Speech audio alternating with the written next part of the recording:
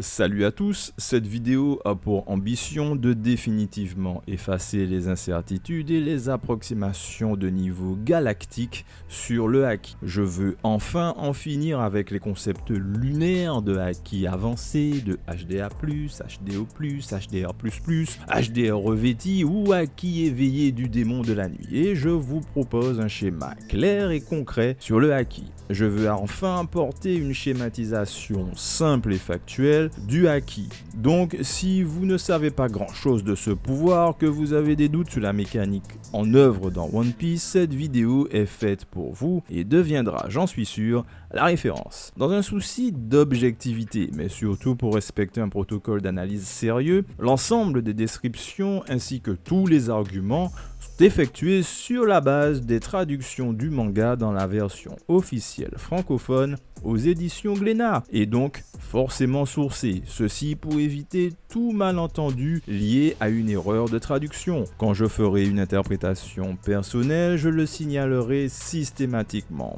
Maintenant, démarrons les hostilités ainsi que les explications sur la mécanique du pouvoir du fluide ou encore appelé haki dans One Piece.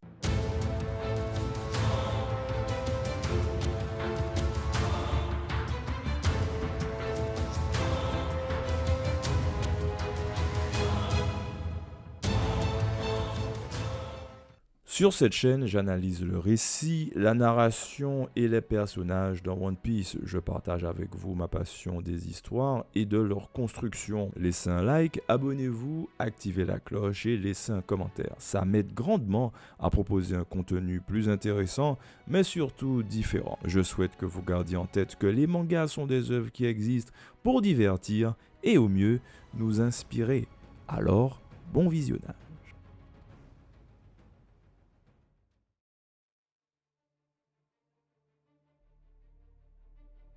Le chapitre 597 nous donne l'intégralité des éléments dont nous avons besoin pour cette partie. Ce chapitre réunit la totalité des informations de base sur le haki. C'est Rayleigh, dont l'une des fonctions dans l'histoire est de présenter toutes les formes du haki, mais aussi un échantillon des techniques permettant de devenir un utilisateur expert du fluide à terme, qui nous explique clairement la fonction du haki et de ses variantes.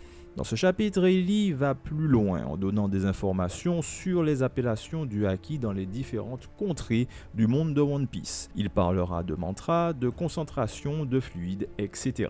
Rayleigh détaille donc dans le chapitre 597 du tome 61 les trois formes basiques du haki, les trois seules formes ou variantes que nous connaissons à l'heure actuelle. Le haki de l'armement ou HDA, le haki de l'observation ou HDO et le haki des rois ou HDR. Il n'existe que ces trois uniques formes ou variantes du haki actuellement portées à notre connaissance. Il faut accepter cet état de fait pour comprendre la suite de la démonstration. Encore une fois, ici il n'est pas question d'interprétation personnelle, mais de lecture simple du manga. Rayleigh précise à Luffy qu'il lui apprend les bases, et seulement les bases, mais que ses compétences, ses aptitudes de combat avec le haki progresseront avec les oppositions, mais aussi l'intensité des combats et donc des utilisateurs adverses qu'il va rencontrer. Ces trois formes du haki sont des sources ou des ressources de pouvoir dans lesquelles iront puiser les utilisateurs.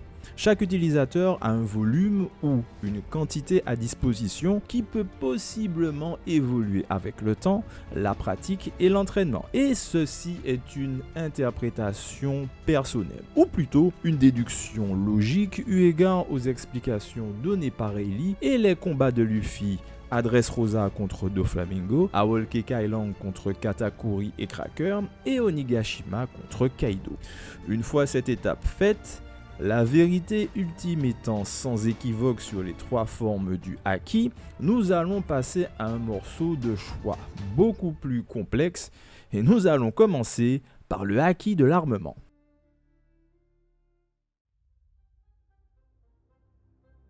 Le haki de l'armement est la forme du haki qui pose le plus problème au lecteur du manga, car l'offensif et le défensif ne forment qu'une seule et même source de haki, le haki de l'armement, ce que Rayleigh résume au tome 61 du chapitre 597. Il va de soi qu'une armure suffisamment solide peut infliger de sévères dommages. Et En tant qu'armure, elle sert à la fois à défendre, mais aussi à attaquer. Il s'agit du même acquis basique, du même acquis de base, qui produit deux actions eu égard au contexte où elles sont utilisées. L'utilisation des termes offensifs et défensifs a semé le trouble dans la communauté des lecteurs, sous-entendant qu'il y avait peut-être un acquis pour l'attaque offensif et un pour la défense défensif. Mais il n'en est rien. Le terme acquis de l'armement est, à mon sens, le plus adapté, car avec un gantelet en métal ou un bouclier, vous pouvez défendre mais aussi attaquer. Pas aussi efficacement qu'avec une épée, ceci dit. Il y a une subtilité dans le manga qui a vu son explication la plus importante arriver avec le vice-amiral Garp et son attaque sur la ruche, mais aussi sur Wano avec Kaido. Le HDA est tributaire de ce qu'on peut appeler un coefficient d'attaque, comme n'importe quelle arme, mais aussi simultanément d'un coefficient de défense, ce qui est encore plus le cas pour les combattants à main nue. Plus la défense de base est élevée, donc sans le haki de l'utilisateur, plus la surcouche de haki aura un coefficient d'attaque et de défense élevé. Kaido s'est tellement battu toute sa vie que son corps est devenu un rempart ultime dans son HDA mythique. De même, le vice-amiral Garp, à force de frapper à main nue et surtout sans haki, je précise, des cuirassés de la marine, a renforcé son corps et ses points, rendant son HDA incroyablement puissant et légendaire avec le surnom de Iron Garp. Garp nous montre que le travail, sans haki je précise, l'entraînement sur la volonté mais aussi sur le physique de l'utilisateur, améliore mécaniquement la puissance du haki de l'armement. Tu peux améliorer les coefficients d'attaque et de défense par le dépassement physique. Quand Garp s'amusait en disant qu'il avait détruit 8 montagnes pour s'entraîner, il faisait simplement passer le message: pour améliorer ton haki de l'armement, l'entraînement du corps, encore une fois sans haki, est indispensable. D'ailleurs, la confrontation entre Shinjao et Garp se fait uniquement sur des critères de HDA, donc des critères physiques purs avec une surcouche de haki de l'armement. Le HDA ne peut se renforcer que par le travail physique et l'amélioration de la volonté à endurer cet entraînement corporel. Les coefficients de défense ainsi que d'attaque vont logiquement se développer, donc s'améliorer ensemble et ainsi probablement de manière linéaire renforcer le HDA de l'utilisateur. Attention, interprétation personnelle. Les coefficients de base d'attaque et de défense sont à mon avis propres à chaque utilisateur. En effet, il est plus aisé d'opérer de cette manière du côté de Oda car selon les individus, certains seront plus compétents en défense, résistance et d'autres en attaque. De plus, l'utilisation d'un sabre ou d'une arme recouverte de HDA va artificiellement augmenter le coefficient d'attaque de l'utilisateur. Et ça, c'est logique. Enfin, concernant la ressource principale du HDA, elle est probablement liée à l'endurance de l'utilisateur. L'endurance physique et mentale à subir des contraintes corporelles importantes sur une longue durée. Maintenant, qu'en est-il du HDO? Comment fonctionne l'acquisition de techniques pour cette forme particulière du haki? Le HDO est la forme du haki qui à première vue ne sert pas à attaquer directement, mais plutôt à éviter les attaques, à s'en prémunir. Le HDO est une source de pouvoir autonome, comme peut l'être le HDA ou le HDR. Il n'y a a priori aucun intérêt ni aucune logique à mon niveau d'analyse qui justifierait une ressource commune pour ces trois sources de pouvoir. C'est sur les îles de Skypiea que cette variante du haki fait son apparition, avec les 4 prélats de Ener et Ener lui-même. Afin de mieux comprendre le HDO et ce que les capacités que cette variante du haki peut octroyer, il faut considérer deux facteurs essentiels. Premier facteur, le niveau et la progression de l'utilisateur. Deuxième facteur, il est nécessaire de concevoir cette acquisition de nouvelles techniques sous la forme d'un arbre de talent. Plus la progression de l'utilisateur avance dans les parties supérieures de l'arbre de talent, plus des techniques et surtout des compétences sont débloquées. Il ne s'agit pas de variantes du haki, mais plutôt de compétences acquises par l'entraînement, le talent, l'expérience et la pratique. Comme Katakuri nous le disait, plus tu aiguises ton HDO, plus tes compétences augmentent et plus tu acquiers des aptitudes équivalentes. Prémonition,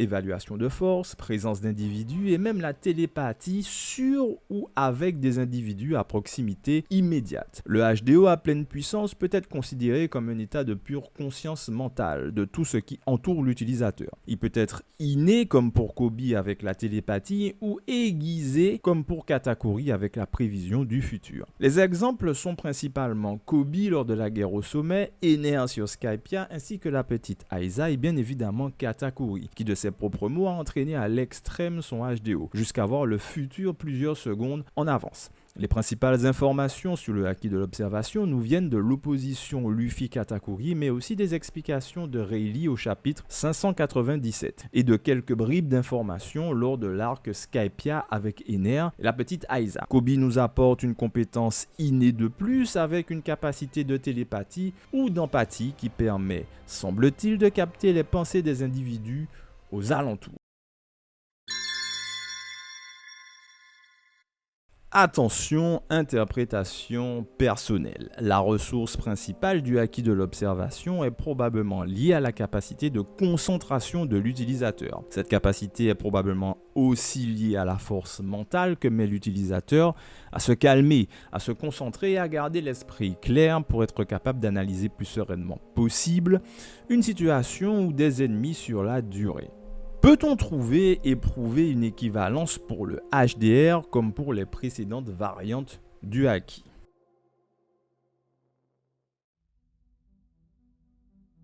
Le HDR est un flux mental, un flux qui pourrait correspondre au charisme des souverains, ce qui oblige ou pousse les autres à les suivre, à poser le genou au sol, une force qui pousse à obéir ou à périr. Je suis conscient que cette explication est encore plus obscure que celle donnée par d'autres, je vais donc simplifier. Le HDR ou haki des rois est, comme le dit Rayleigh, inné.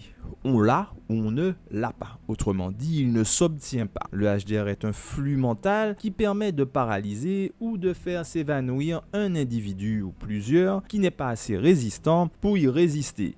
Donc, les clampins de base. Le HDR est utilisé comme attaque sous forme d'onde de choc mental sur une plus ou moins grande aire d'effet. Donc, le résultat est comme dit plus tôt, perte de conscience ou paralysie temporaire. Ce HDR, comme nous le montre Rayleigh dans la salle des ventes des Sabondi, peut être sélectif, contrairement à la scène lors de la rencontre Barbe Blanche.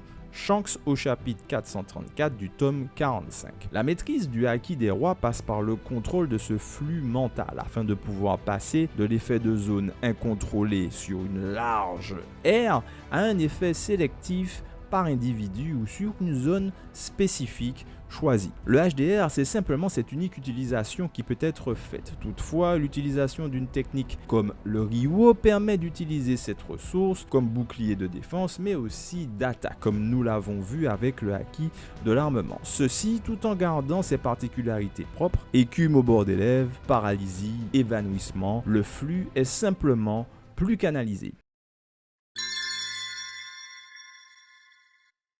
Attention, interprétation personnelle. Le HDR a peut-être un coefficient d'attaque supérieur à sa variante du haki de l'armement. Le haki des rois est un flux mental, plus orienté vers l'attaque, la contrainte mentale, contrairement au haki de l'armement qui par essence est un blindage, donc défensif par nature. Avec le Ryuo, que nous verrons dans la partie suivante, le HDR en qualité d'armure peut bénéficier d'un coefficient d'attaque supérieur justifiant de son utilisation sur des mouvements ou des techniques offensives. Le Ryuo a été largement incompris dans la communauté One Piece. On va voir dans la partie suivante à quoi sert ce Ryuo pour les variantes du haki.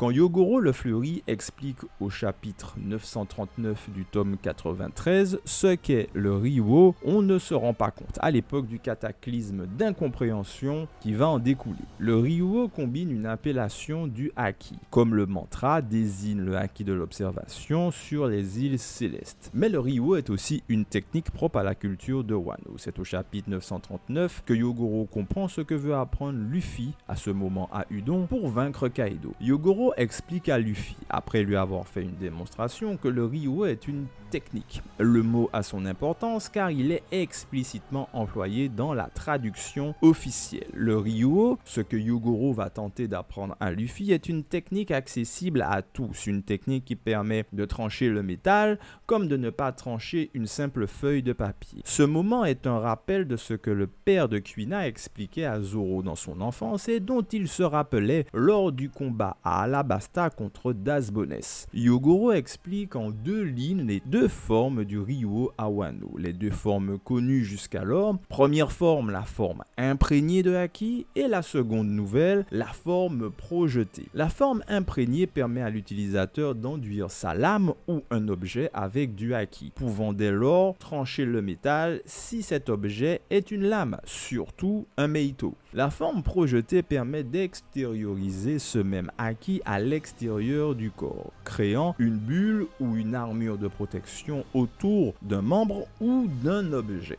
Le Ryuo en tant que technique ne change pas la nature du haki et encore moins sa puissance. C'est le même haki qui n'est pas imprégné par l'utilisateur mais qui peut être projeté par ce même utilisateur. Il ne s'agit pas d'une variante du haki plus puissante mais juste d'une technique de projection à l'extérieur du corps de l'utilisateur de ce même haki, de cette même ressources de pouvoir. Cette explication est la plus logique pour expliquer la diversité de personnages qui peut utiliser le haki sous cette forme de capsule de protection ou armure visible, ceci du personnage le plus faible au personnage le plus fort. Le Ryuo est une technique accessible à tous. Elle permet d'utiliser le haki d'une toute autre manière, de façon plus simple. C'est grâce au Ryuo en qualité de technique que le HDR peut être utilisé comme une armure invisible d'attaque, à l'instar du haki de l'armement, passant d'un flux d'énergie mentale à une forme plus tangible, utilisable comme bouclier,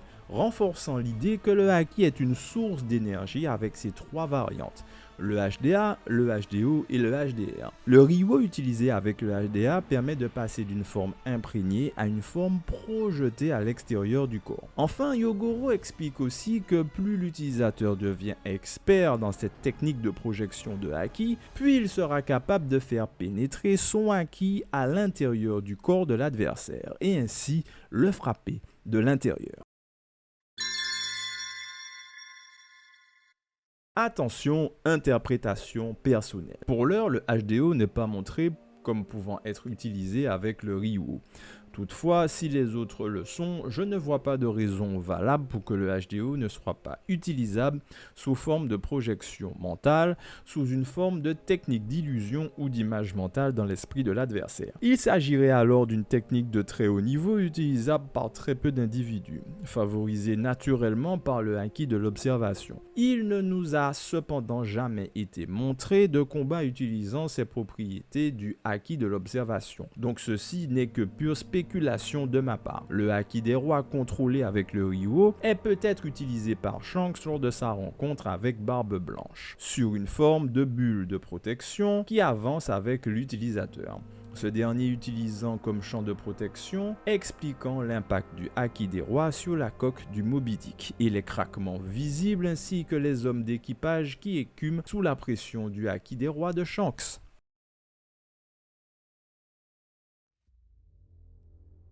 L'auteur a bien conçu son système et le haki ne doit pas être perçu comme un pouvoir divin, mais seulement un pouvoir permettant de jouer dans la même cour que les possesseurs de fruits du démon. Surtout, les logias. Le haki, comme toute source ou ressource d'énergie, s'épuise et doit s'épuiser. Dans le cas contraire, l'auteur crée un pouvoir quasi divin et illimité, ce qui va complètement gâcher les cliffhangers ou pivots narratifs futurs. Les fruits du démon n'ont aucune raison d'exister si le haki est surpuissant. De ce fait, il faut des limites. Ces limites sont l'âge de l'utilisateur, la dépense de la ressource du haki en combat, le niveau d'entraînement de l'utilisateur, son expérience en combat et ses capacités de base de départ. Ces limites d'utilisation du haki sont mises en évidence lors de plusieurs confrontations dans le manga. Kizaru contre Rayleigh, Rayleigh contre Barbe Noire, Luffy contre Doflamingo, Luffy contre Katakuri ou encore Garp sur la ruche contre les commandants de Barbe Noire. Il est essentiel de ne pas créer un pouvoir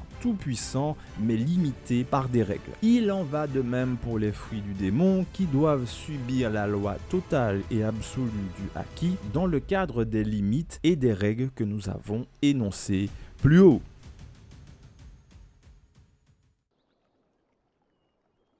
Il existe actuellement porté à notre connaissance uniquement 3 variantes ou formes du haki. Le haki de l'armement, le haki de l'observation et le haki des rois, qui permettent de toucher et percevoir toute chose. Chacune de ces formes est une source de pouvoir qui s'épuise en combat. Chacune de ces formes permet de réaliser des techniques et des mouvements offensifs ou défensifs en combat. Le Ryu est une appellation, mais aussi une technique séparée en 2 branches, qui permet de passer d'une forme imprégnée du haki à une forme projetée du haki, ou les deux simultanément. Cette forme projetée amplifie les possibilités de techniques possibles avec le haki. On se rappelle l'attaque en duo Océan Destructeur avec Big Mom et Kaido, la technique de Sarbacane de Vergo ou encore le Galaxy Impact ou le Galaxy Divide de Garp sur la ruche. Le haki projeté n'est nullement supérieur au haki imprégné, seules les conditions dans lesquelles sont utilisées ces techniques et pourquoi elles sont utilisées sont déterminantes. Concevoir le Ryu comme une appellation mais aussi comme une technique accessible à tous les niveaux permet d'éliminer des incohérences que certains ont cru voir, rendant logique le pouvoir avec le monde dans lequel il évolue, mais surtout beaucoup plus simple. Rappelez-vous, un système de pouvoir dans un manga ou dans une histoire doit être simple pour être efficace et combinable à loisir. Et il est nécessaire de respecter les 3 règles: éviter les usines à gaz, un pouvoir accessible à tous et un axe de modulation permettant une utilisation différente de la ressource. Pour le haki, c'est le Ryu sous sa forme de projection. Je vous remercie d'avoir écouté et rappelez-vous, cette vision n'est que ma vision et non la vérité. Si vous souhaitez corriger et proposer une meilleure explication, n'hésitez surtout pas à faire une vidéo et réfuter mes arguments et mes propositions. Je ne louperai pas l'occasion de répondre en bonne et due forme. Il va de soi que je répondrai à tous les commentaires sous cette vidéo. Merci à tous et à bientôt l'équipage.